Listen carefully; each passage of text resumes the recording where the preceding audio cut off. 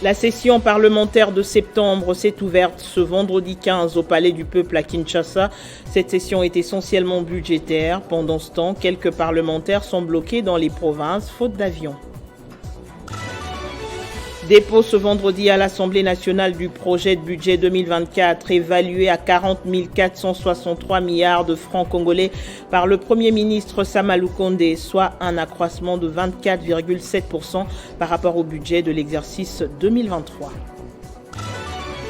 Nous parlerons à nouveau de l'itinérance que mène la délégation du FONAREV à l'intérieur du pays. Il s'agit de la première mission sur le terrain avant le début des réparations des victimes des violences sexuelles liées aux conflits armés. L'offre domestique de transport aérien se présente comme une solution palliative face à la crise aérienne en RDC. FlyULA, cette compagnie a procédé à son vol inaugural ce vendredi. Nouvelle édition sur Télé 50. Bienvenue à tous. Fini les vacances parlementaires, les sénateurs et députés ont repris le chemin de l'hémicycle du Palais du Peuple ce vendredi 15 septembre 2023. Le président du Sénat, Modeste Batilou-Kwebo, a solennellement ouvert cette dernière session de la législature en cours en présence de plusieurs autorités civiles et militaires. Dans son discours, le speaker a épinglé tous les domaines de la vie nationale, de l'économie au social, en passant par la politique et la sécurité. D'entrée des jeux, le président du Sénat a appelé le gouvernement à déposer le projet de budget 2024 afin de permettre à l'Assemblée nationale et surtout au Sénat de mieux l'examiner dans l'intérêt de la nation. Modeste Batilou-Kwebo a en outre exhorté l'exécutif national à doter la Commission électorale nationale indépendante des moyens conséquents pour l'organisation des élections de décembre prochain dans le délai prévu par la Constitution. Les élections sont prévues à la fin de cette année et en début de l'année prochaine. J'émets le vœu de voir le gouvernement continuer à décaisser à temps les fonds prévus pour permettre à la CENI d'organiser des élections justes, transparentes, démocratiques et apaisées.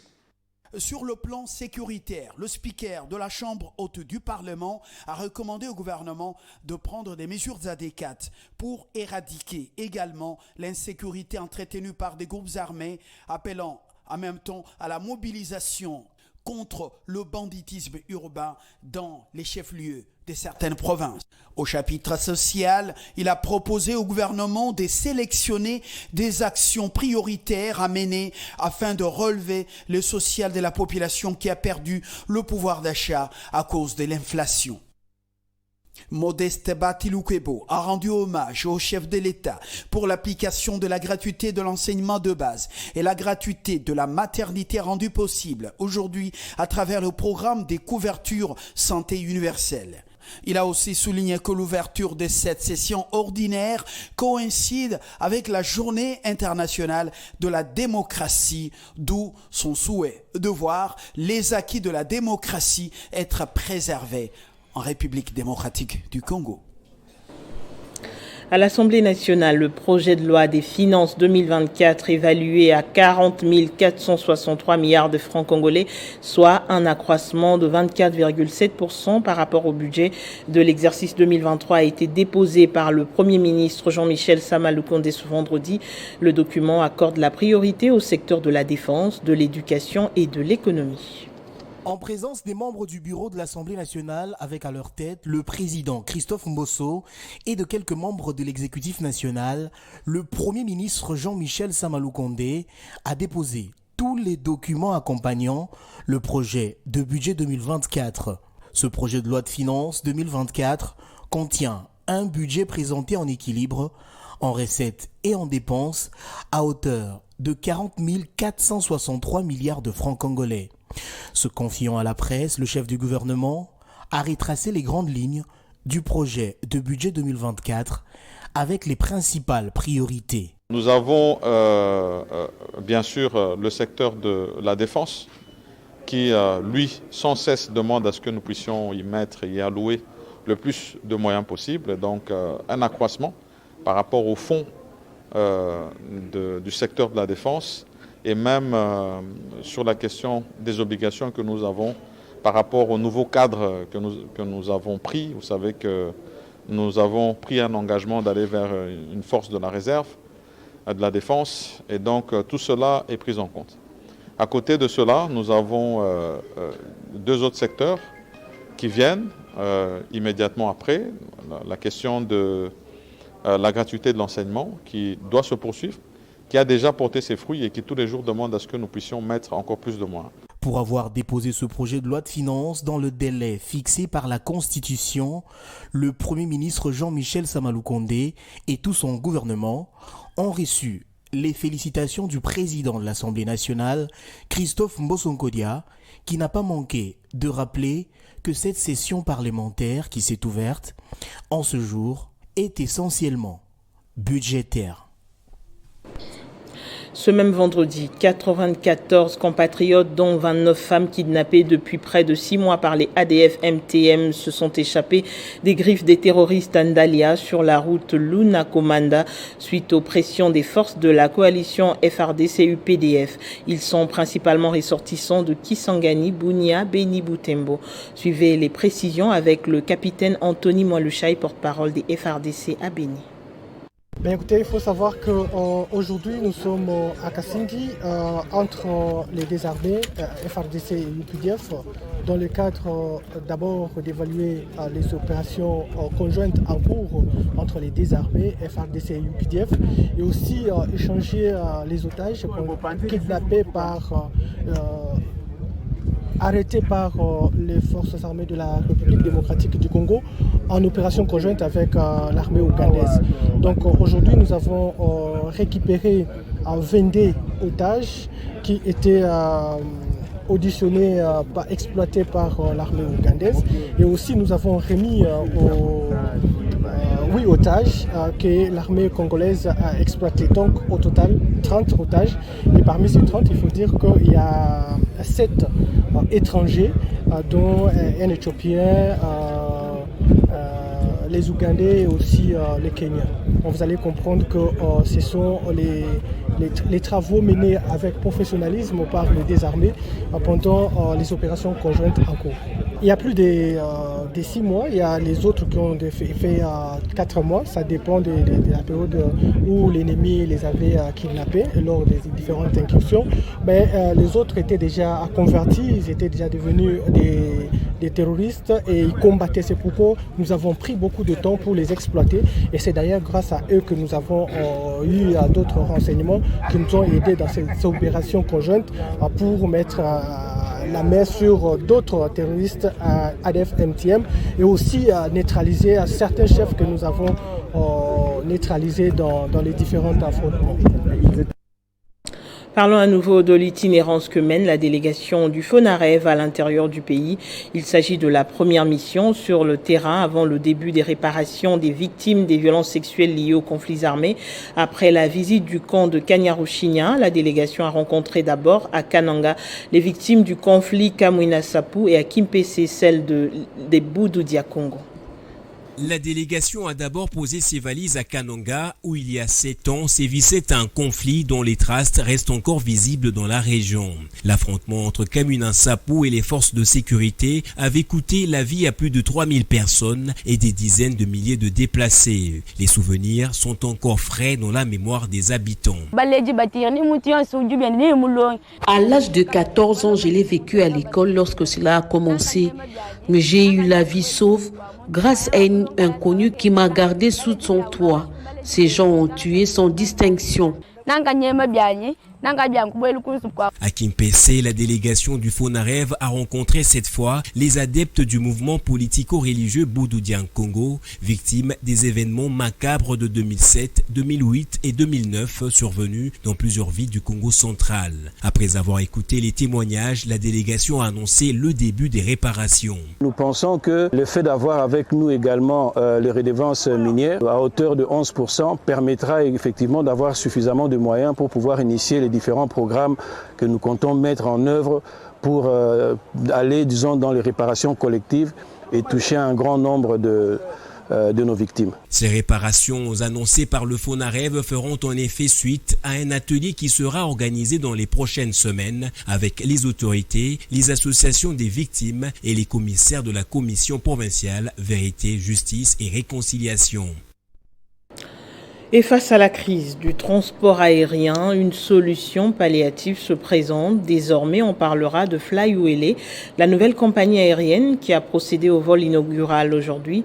Plusieurs avions sont attendus d'ici la fin de ce mois pour répondre aux attentes des Congolais. FlyWele, c'est le nom de cet aéronef King 350 qui vient contribuer à la lutte pour le désenclavement de la RDC, une compagnie appartenant à 100% aux Congolais. Nous répondrons favorablement à l'appel du chef de l'État, de l'entrepreneuriat et de l'accompagnement de main-d'œuvre locale. Donc aujourd'hui, c'est une compagnie aérienne congolaise, spirituellement de capitaux congolais et des associations des Congolais. Et nous venons seulement appuyer notre gouvernement dans la résolution de la solution de l'espace aérien. Aujourd'hui, c'est le vol inaugural.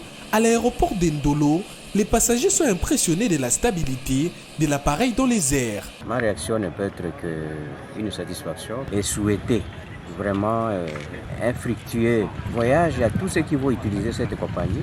Oui, nous avons fait un vol très magnifique. On a fait un tour sur toute la ville. Donc nous demandons à d'autres Congolais qu'ils investissent aussi dans les secteurs aériens pour que nous ayons ce genre de confort. L'avion est très confortable et en tout cas rien à dire. Et nous demandons encore qu'on puisse nous amener encore beaucoup plus d'avions que ça. Merci. D'ici la fin du mois, d'autres aéronefs sont attendus et à la fin de l'année, un aérobus arrivera pour couvrir l'espace aérien congolais avec FlyWele. C'est le tout premier avion dans notre flotte qui va se larger jusqu'à atteindre Airbus d'ici fin de l'année. Et le fin de mois, nous allons amener de 5 Fokker 50 qui va prendre le semi-courrier. La compagnie, c'est FlyWele.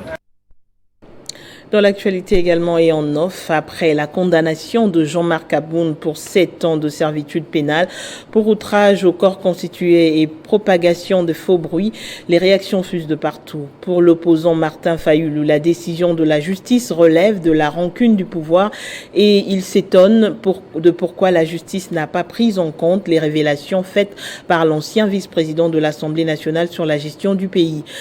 Quant à son parti Alliance pour le changement, la place de son leader n'est pas à la prison de Makala, mais aux côtés de son peuple. Le parti promet donc des actions de grande envergure afin d'obtenir la libération de son leader. Le gouverneur de la province du Haut-Katanga a reçu en audience l'ambassadeur de Burundi accrédité en RDC et une délégation du Centre d'expertise, d'évaluation et des certificats des substances minérales. Les détails de ces deux activités avec Jean-Marc Koulf. L'ambassadeur du Burundi, accrédité en République démocratique du Congo, Mwamba Ntirampeba, a échangé avec le gouverneur de province, Jacques Kabula Katwe, sur quelques projets de développement au profit du Burundi et du Haut-Katanga. Le Burundi compte amorcer l'agriculture en province. Ce pays a certains de ses entrepreneurs qui vivent dans le Haut-Katanga. Comme vous le savez, le Burundi et la RDC aujourd'hui sont des pays vraiment très amis.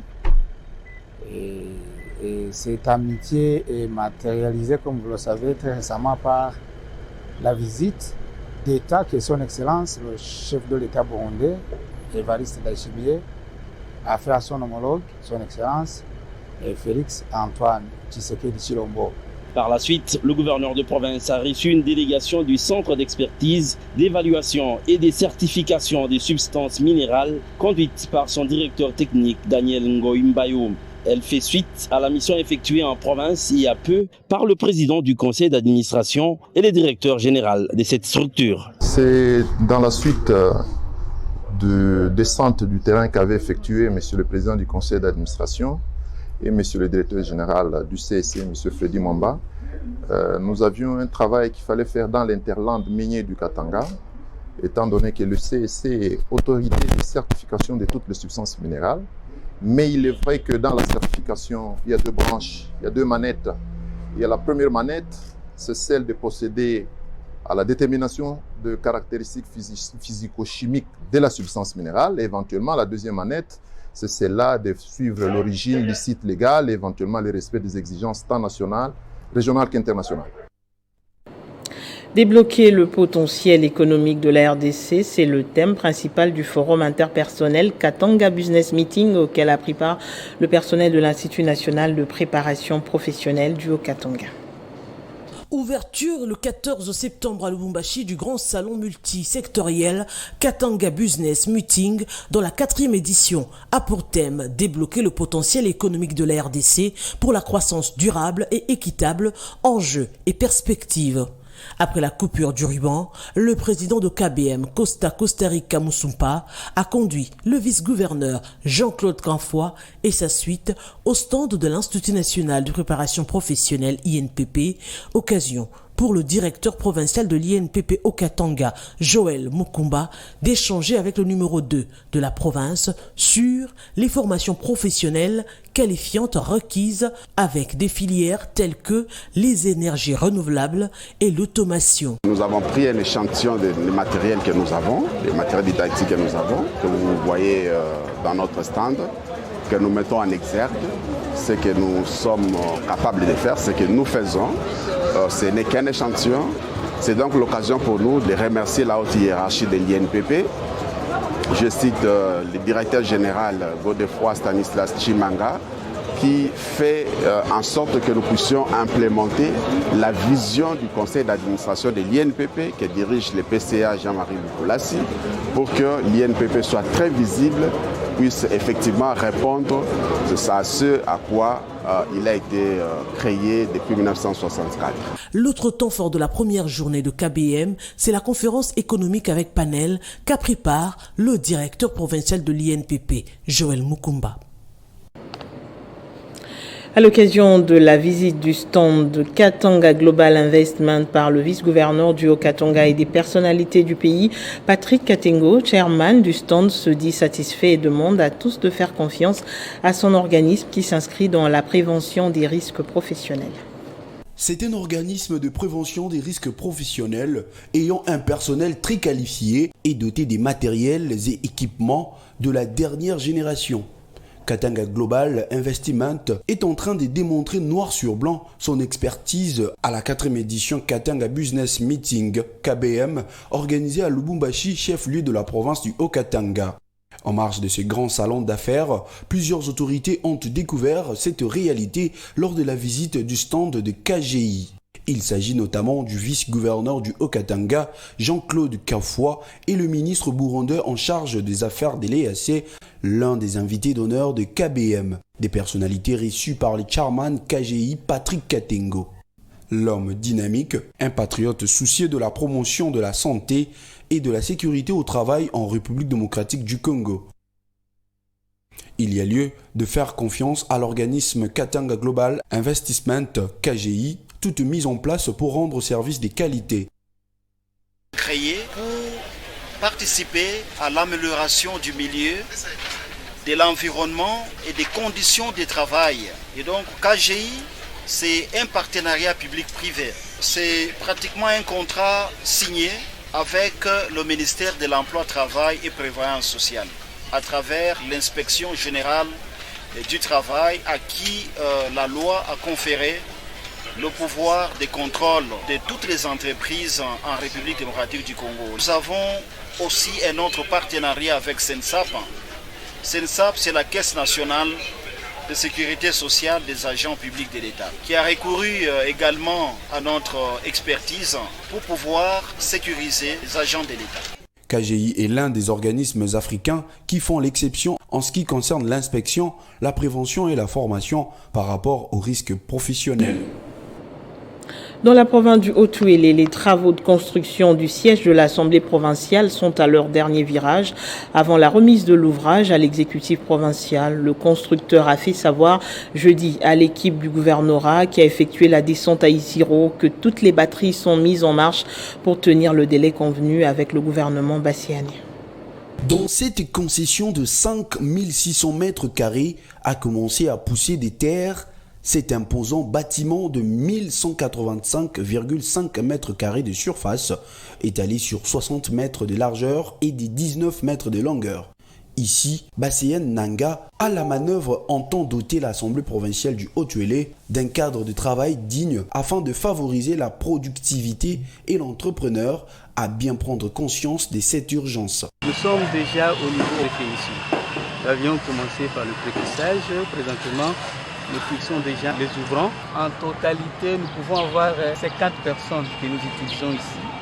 Si on est en possession de tout le matériel, je crois à la fin du mois prochain, on peut disposer de l'ouvrage. Pour l'architecte de l'ouvrage, tout a été pensé pour traduire l'ambition du gouverneur Christophe Basséan Nanga à une réalité palpable. Le bâtiment est subdivisé en 3 parties. La partie administrative, la salle de plénière, une partie qui sera réservée seulement aux membres du groupe. Nous avons 10 salles et 3 salles de plénière. Voilà. Avec cette mobilisation, l'entrepreneur entend livrer cet ouvrage qui va ressembler à cette maquette afin d'honorer l'un des engagements de l'autorité provinciale contenu dans son programme d'action inspiré de celui du chef de l'État, Félix-Antoine Tshisekedi Tshilombo. Dans le Haut-Uélé toujours, le nouveau chef du secteur de Mangbutu a été installé ce même jeudi par le vice-gouverneur de la province, représentant personnel de Christophe Bassiani. Augustin Amouta Mahamoudi, puisqu'il s'agit de lui, a reçu la bénédiction de ses pairs à travers différents rites traditionnels, symboles du pouvoir ancestral. C'est en présence du vice-gouverneur de la province du Haut-Uélé, Christian Pitanga, du ministre provincial de l'Intérieur, du président de l'Assemblée provinciale, de l'inspecteur territorial, de l'administrateur du territoire de Ouatta et les autorités coutumières que Augustin Amouta Mahamoudi a été installé comme le nouveau chef du secteur de Mangbutu dans le territoire de Ouatta, remplaçant à ses postes Abrahama Singazi Michel. Le représentant personnel du gouverneur Christophe Basséan Nanga lui a remis les symboles du pouvoir, notamment la constitution de la République démocratique du Congo, le drapeau, ainsi que le sceau du secteur. Port du chapeau coutumier par les chefs Médard, doyen des chefs coutumiers du territoire de Ouatta, Augustin Amouta Mahamoudi exprime sa satisfaction.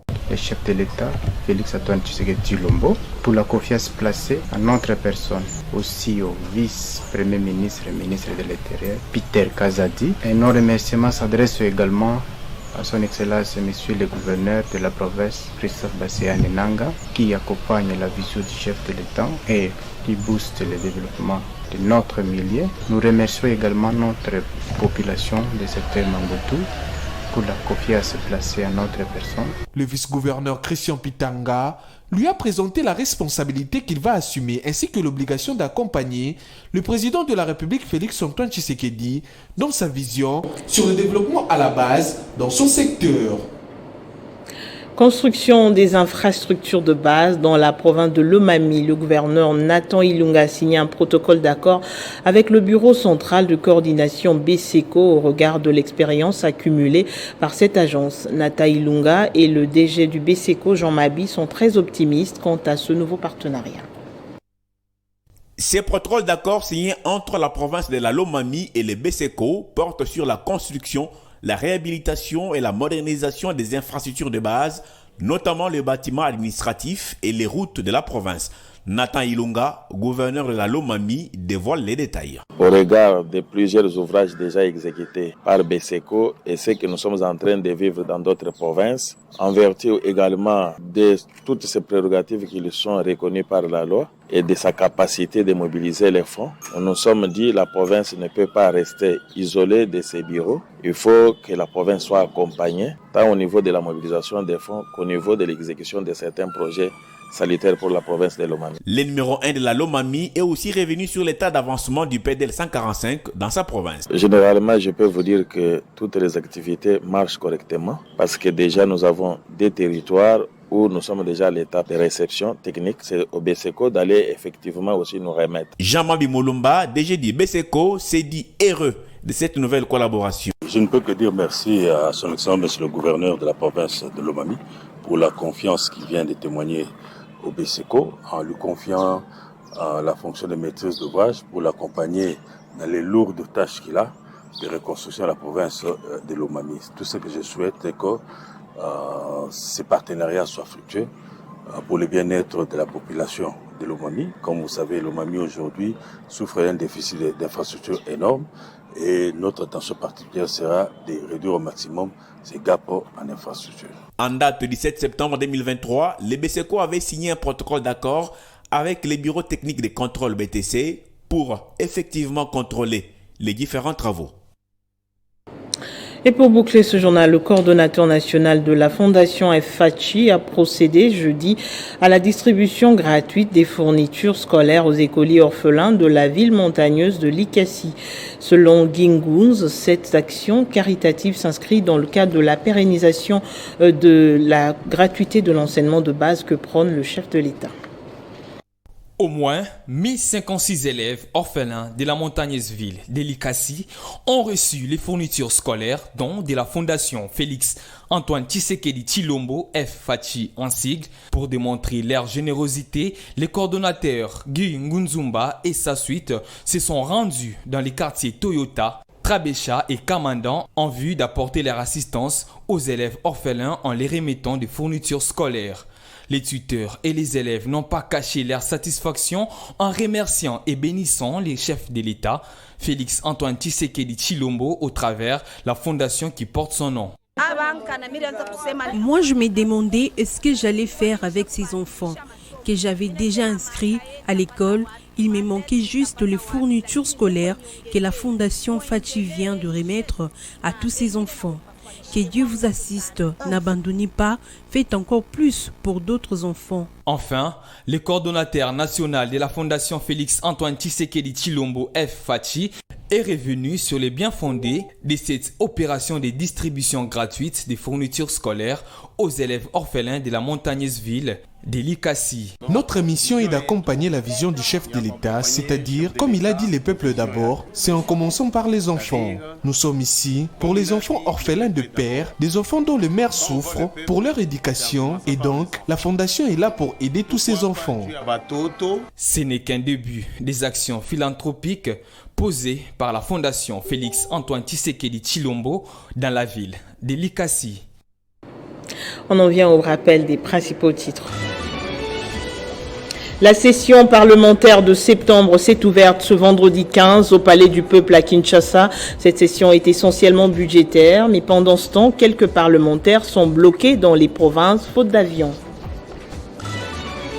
Dépôt ce vendredi à l'Assemblée nationale du projet de budget 2024 évalué à 40 463 milliards de francs congolais par le Premier ministre Sama Lukonde, soit un accroissement de 24,7% par rapport au budget de l'exercice 2023.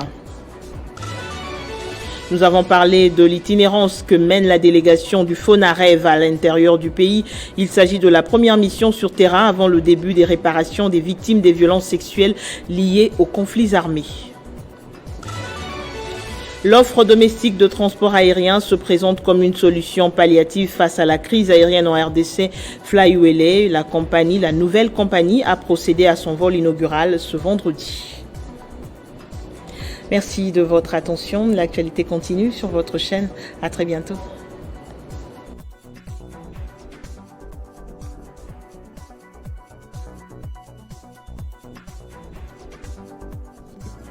Retrouvez toute l'actualité en continu sur www.tele50.cd.